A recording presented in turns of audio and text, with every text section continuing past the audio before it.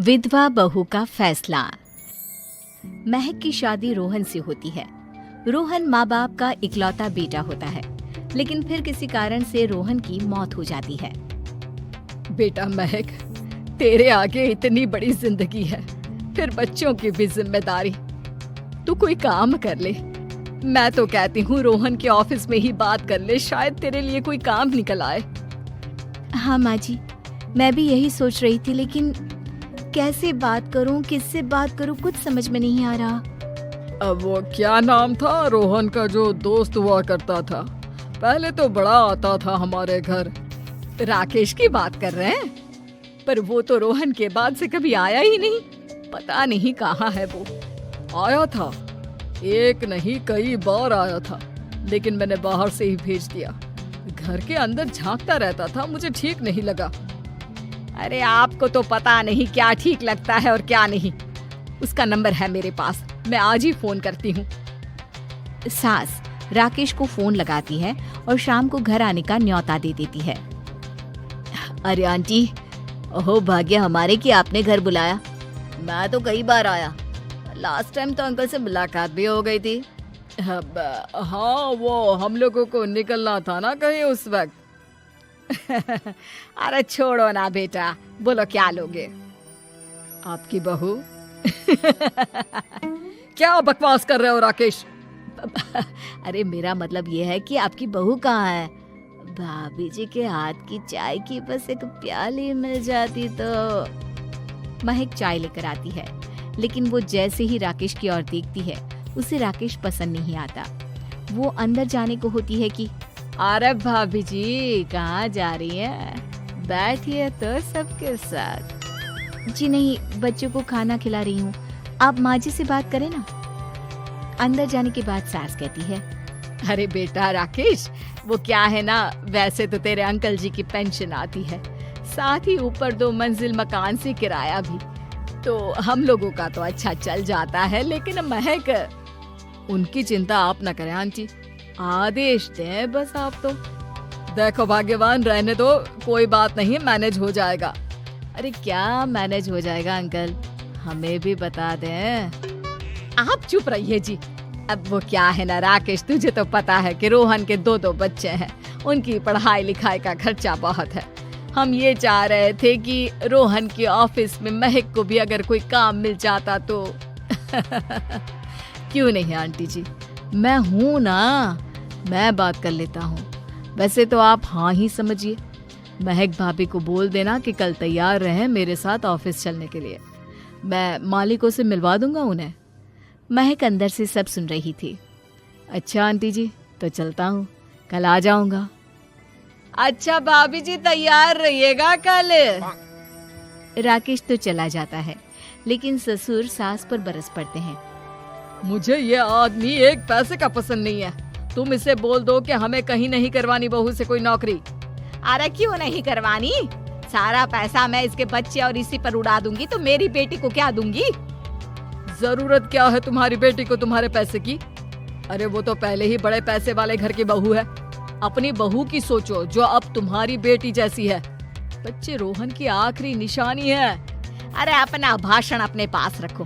सारा दिन घर पर बैठी रोटियां तोड़ेगी, तो काम करे ना कुछ बाहर जाकर। बहू सब सुन रही होती है। वो अगली सुबह बिना मन के तैयार तो हो जाती है, लेकिन जैसे ही राकेश आता है, क्या बात है भाभी जी, रेडी हैं? तो फिर चले डेट पर, मतलब इंटरव्यू पर। महक सामने आती है कि सामने ससुर जी खड़े होते हैं। हाँ महक बेटा, आओ चलते हैं, मैं भी चल रहा हूँ।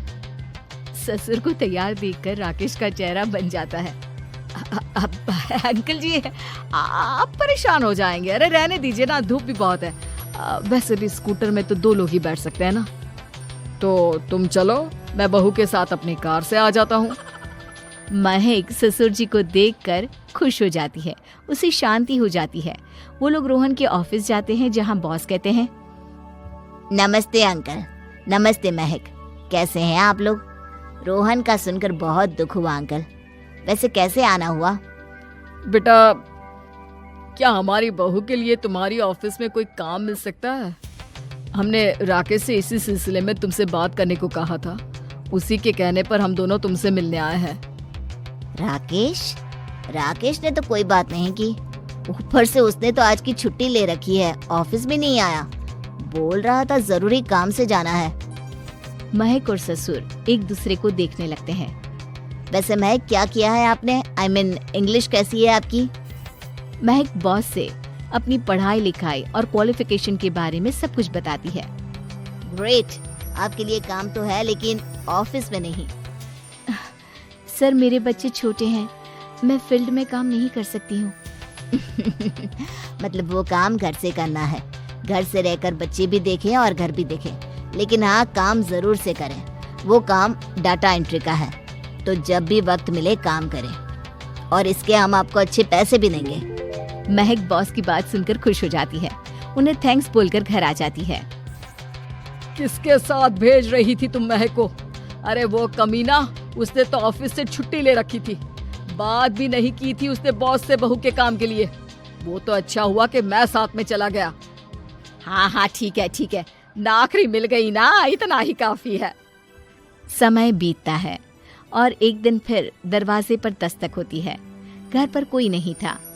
महक दरवाजा खोलती है, देखती है तो सामने है राकेश। नमस्ते भाभी जी। नमस्ते, घर पर कोई नहीं है, आप कल आइएगा। अरे कैसी बात कर रही हैं भाभी जी, हम तो आपकी मदद के लिए आए हैं।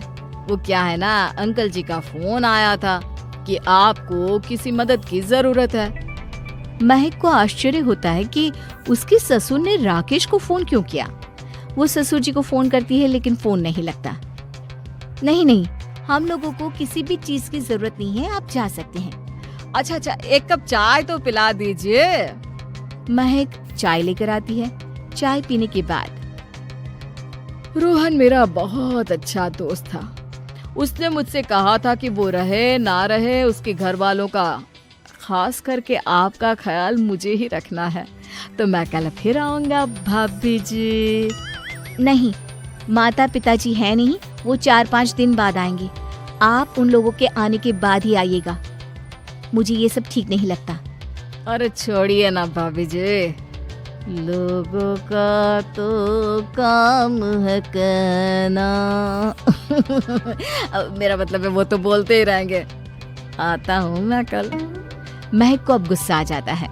हमेशा शांत और मधुर बोलने वाली महक पहली बार जिंदगी में फैसला लेती है, और फैसला होता है राकेश को सबक सिखाने का।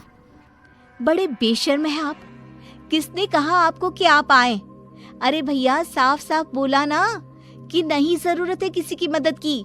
मैं अकेले सक्षम हूँ अपना घर संभालने के लिए। आज आखिरी बार बोल रही हूँ, इस घर की तरफ आंख उठाकर भी देखा ना तो देख लेना, वरना पुलिस के हवाले कर दूंगी। निकलो यहाँ से, या धक्के मार कर निकालूं।